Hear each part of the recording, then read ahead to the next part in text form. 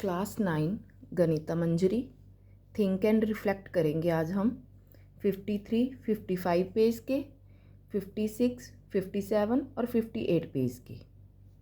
तो 53 पेज पे the chapter 4 the word of numbers पे कौन सा पहले थिंक एंड रिफ्लेक्ट है। Can root 2 be written as a rational number P over Q. जो रैशनल नंबर पूछ रहे हैं कि ये रूट 2 को लिख सकते हैं। जो रैशनल नंबर हैं वो पी ओवर क्यू फॉर्म में अगर लिखते हैं तो पी क्यू इंटीजर्स होते हैं।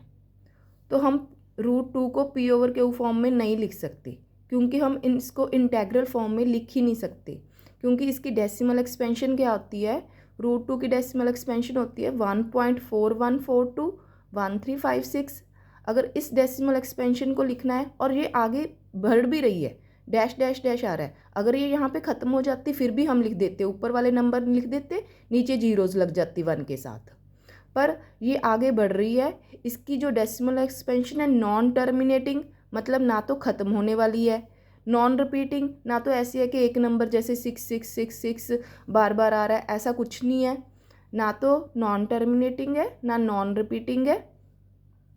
तो फिर हम इसको ये है नॉन टर्मिनेटिंग और नॉन रिपीटिंग है डेसिमल एक्सपेंशन। तो मतलब ना तो टर्मिनेटिंग है ना रिपीटिंग है, तो हम इसको नहीं लिख सकते। तो ये नंबर कौन सा नंबर हो गया, इर्रेशनल। इन्होंने पूछा था ये रैशनल है, तो no, it is irrational number. उसके बाद हमारा ट्राई दीज है 55 पेज पर। Try to prove the irrationality of root 3 using the approach of proof by contradiction method. Will the same approach work for root 5, root 7 और root 10। ये थोड़ा सा मैंने लिख रखा है, एक्चुअली मेरी वीडियो पहले ख़त्म बीच में रुक गई थी तो इतना चला था, तो अब स्पेस बनाइए तो अब चलिए। assumption root 3 is rational, root 3 is P over Q where P and Q are. जब भी हमें कंट्राडिक्शन का मेथड लेना होता है, जो चीज़ हमने प्रूव करनी है, जैसे हमने इर्रेशनल प्रूव करना है तो हम रैशनल लेके चलेंगे। फिर कोई पॉइंट ऐसा आ जाएगा जो हमारी ही बात को कंट्राडिक्ट करता होएगा, फिर हम ये कह देते हैं कि हमने जो अज्यूम करा है वही गलत करा है, इस वजह से ये गलत चीज़ आ रही है। तो इस मेथड की अप्रोच को ही बोलते हैं कि कंट्राडिक्शन मेथड। अब मैं आपको समझाती हूँ। पहले तो हमने एजम्पशन कर ली कि रूट रैशनल है। रैशनल के साथ साथ जो नंबर हमने पी ओवर क्यू इंटीजर लिए हैं वो को प्राइम भी है। को प्राइम का मतलब होता है कि उनके बीच में कोई भी कॉमन फैक्टर नहीं है। मान लो आपके पास दो नंबर हैं, मैं आपको एक एग्जांपल के साथ बता देती हूँ को प्राइम कैसे है। जैसे 4 और 6 है, तो इन दोनों के बीच में 2 कॉमन फैक्टर है ना, तो ये को प्राइम नहीं है। अगर हम इन दोनों को जैसे कट कर दें, 4/6 को कट कर दें 2/3, तो 2/3 के बीच में कोई भी कॉमन नहीं है ना। अब ये दोनों सिर्फ 1 पे ही जाते हैं, तो ये दोनों को प्राइम है। 2 और 3 को प्राइम है, पर 4, 6 नहीं है, क्योंकि इनके बीच तो कॉमन फैक्टर 2 है। तो अब हमने ले लिया कि P and Q belongs to coprime, have no common factor. उसके बाद सेकंड स्टेप है हमारा स्केयरिंग का। फर्स्ट स्टेप क्या होता है, अजम्पशन, और सेकंड स्टेप क्या होता है, स्केयरिंग ऑन बोथ साइड्स। तो दोनों साइड्स स्केयरिंग कर ली। 3 is equal to P square Q square, Q square इसके साथ मल्टीप्लाई हो गया, is equal to P square. फिर जब भी हमारे पास ऐसे कुछ आ जाए कि कोई प्राइम नंबर किसी नंबर के स्केयर को डिवाइड कर रहा है, जैसे यहाँ पे 3 डिवाइड कर रहा है पी स्केयर से, तो 3 डिवाइड्स करेगा उसके सिंगल नंबर से भी। ये हमारे पास थ्योरम होती है, क्योंकि इसकी प्राइम फैक्टराइजेशन में अगर 3 आ रहा है ना पी स्केयर की, तो उसके सिंगल नंबर में भी पी पक्का आएगा, जो 3 है वो पक्का आएगा।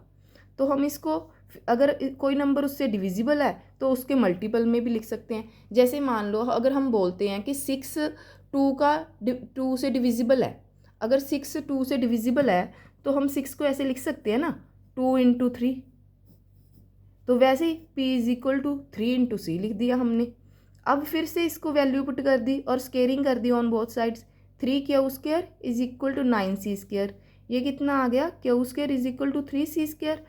3 divides Q square, 3 divides Q, ये दोनों को डिवाइड कर रहा है। 3 p को भी डिवाइड कर रहा है, 3 क्यू को भी डिवाइड कर रहा है, तो हम कह सकते हैं 3 इज कॉमन फैक्टर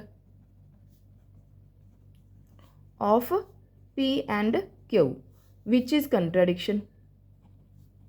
ये कंट्राडिक्शन किस चीज़ की है, कंट्राडिक्शन मतलब कि आप पहले अपनी ही बात को मुकर रहे हो। तो ये कंट्राडिक्शन है किस बात की? ऑफ द फैक्ट, हमने क्या कहा था, P एंड Q आर को प्राइम। अब हम कहेंगे कि ये कंट्राडिक्शन, यहाँ पे एक पॉइंट लिख देते हैं, कंट्राडिक्शन, ये सब्स्टिट्यूशन वाला पॉइंट भी यहाँ पे लिख देते हैं, ये सब्स्टिट्यूशन, ये पॉइंट सब्स्टिट्यूशन था, उसके बाद कंट्राडिक्शन आ गई। कंट्राडिक्शन आई तो अगर हम कंट्राडिक्शन बोलेंगे तो हम क्या कहेंगे कि अवर अजम्पशन इज रॉन्ग, इसलिए हम कह देंगे कि √3 इज इर्रेशनल। अगर ये इर्रेशनल है, उसके बाद उन्होंने पूछा है हमसे क्वेश्चन कि √5, √7 और √10 को भी इस ढंग से प्रूव कर सकते हैं। ये चीज़ें हमसे वो आगे पूछ रहे हैं। मतलब अब हमारा जो अप्रोच है वो अप्रोच एप्लीकेशन पूछ रहे हैं कि वो किस किस पे लग सकती है। अब ये अप्रोच पहले √5 और √7 के लिए देखिए, ये अप्रोच कि ये लग सकती है। √5 एंड √7 ये बोथ क्या है, दोनों प्राइम नंबर है ना, as 5 and 7 are prime numbers. तो उन्होंने पूछा था ये मेथड लग सकता है, यस। सेम मेथड डायरेक्टली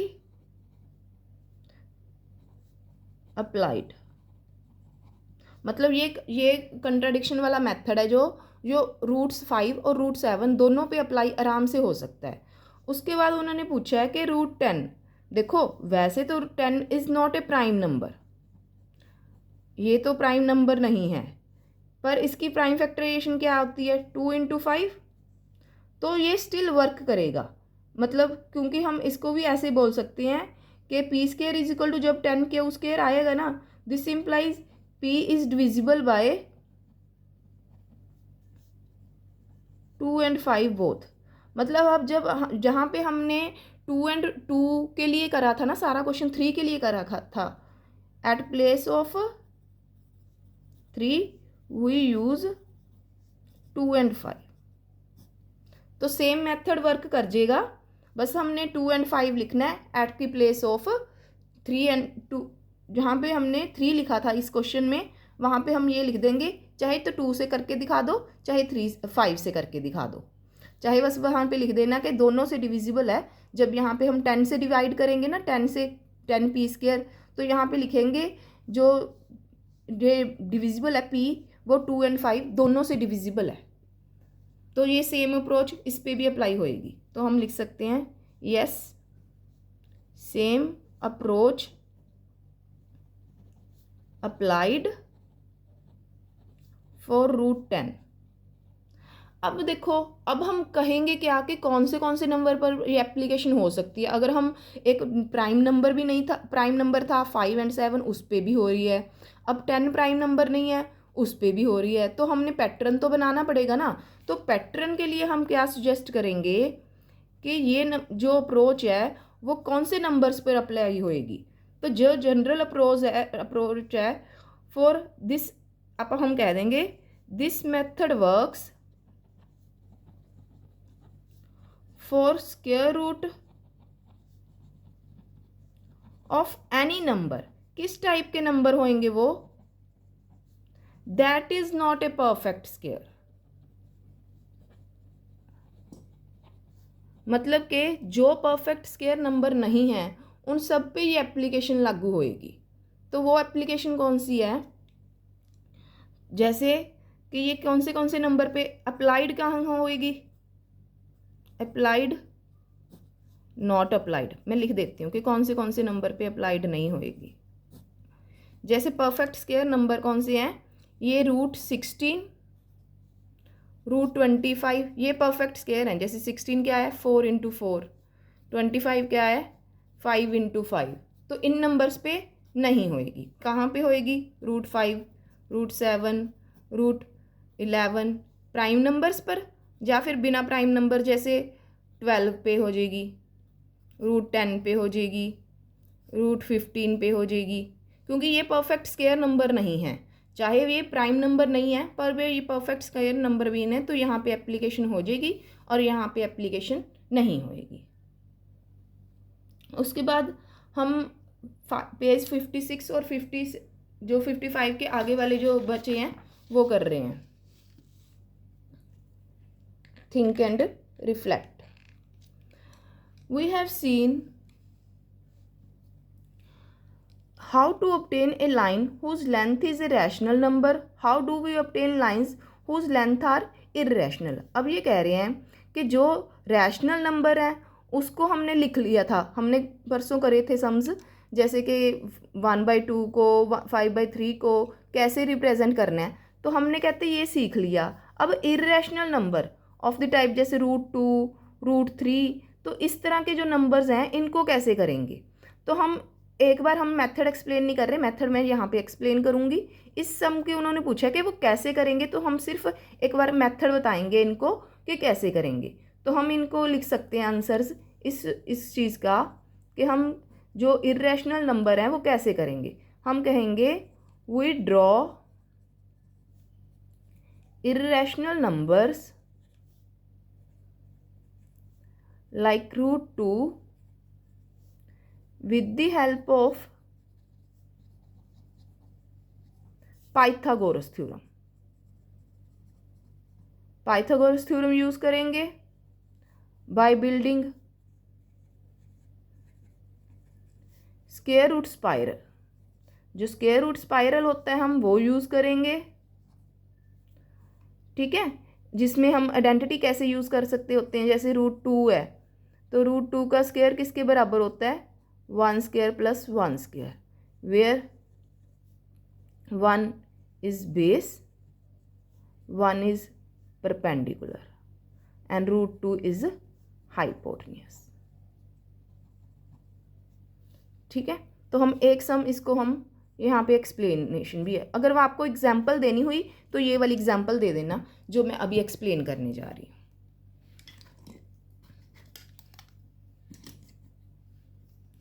अब देखो, अगर आपने √3 बनाना है तो हम पहले क्या बनाएंगे, मैं आपको एक दो एक्सप्लेन कर देती हूँ, फिर बाकी जो स्पाइरल बनता जाएगा वो पैटर्न भी आपको बता दूंगी। जैसे मान लो पहले हमने एक नंबर लाइन ड्रॉ कर ली,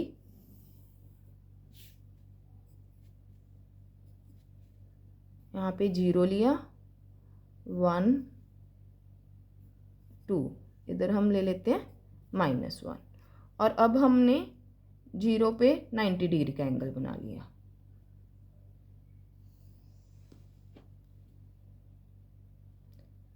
पहले तो जो हम छोटी क्लासेस में जैसे 90 डिग्री का एंगल बनाते थे वैसे 90 डिग्री का एंगल बना लिया। अब ये चीज़ ध्यान में रखना कि जो 90 डिग्री का एंगल बनाया है वो मैंने 0 पर बनाया है। अब जितना आपने ये यूनिट लिया है 1 का, ठीक है, उतना ही यूनिट इधर सारी जगह ले लेना। जितना इधर लिया है उतना ही इधर ले लो, आगे वाला भी। मेरा वैसे सेम ही होते हैं, ये -1 वैसे यूज़ तो नहीं होएगा, -1। अब हम जो 1 था हमारा वैसे तो इसी नंबर पे आ गया, और ये 1 यहाँ पे, तो यहाँ पे ये 1 है, तो इन दोनों का अब हमने ज्वाइन करा, ये हमारा क्या आ गया, √2। अब हमने √3 निकालना है, तो अब हम बेस किसको लेंगे, √2 को। जो √2 है उसको ही हम बेस लेंगे। तो यहाँ से हम फिर से 90 डिग्री बना लेंगे।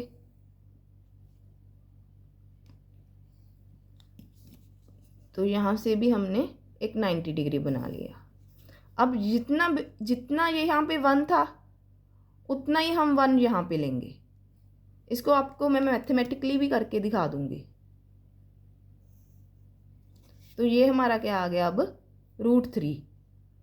तो ये पहला पॉइंट ले लिया हमने A, यहाँ पे O ले लो, और यहाँ पे B ले लो, और ये पॉइंट थर्ड कितना आ गया, C।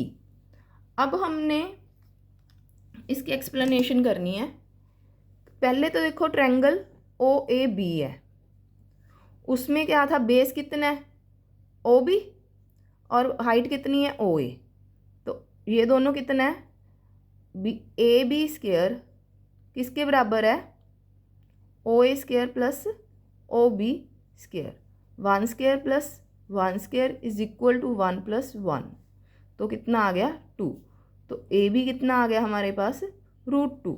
अगर √2 को हमने तो नंबर लाइन पे रिप्रेजेंट करना था ना, तो नंबर लाइन पे रिप्रेजेंट करने के लिए हम इसको यहाँ से ऐसे डॉटेड लाइन लगाएंगे तो ये पी आ गया पॉइंट।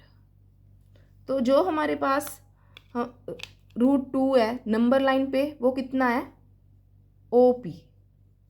सिमिलरली अब ट्रायंगल हम लेंगे बी ए सी। अब हमारे पास बी सी स्क्वायर किसके बराबर है A C square plus A B square. तो ये भी हमारे पास 1 स्क्वायर, ए बी कितना आया हमारा √2 स्क्वायर। तो 1 प्लस 2 कितना हो गया 3। तो बी सी कितना आ गया हमारे पास √3। अब इसको अगर हमने नंबर लाइन पे करना है तो ये कितना आएगा, अब हम नंबर लाइन पे √3 भी बनाएंगे। तो अगर हमारे पास ये यहाँ पे कितना अप्रोच था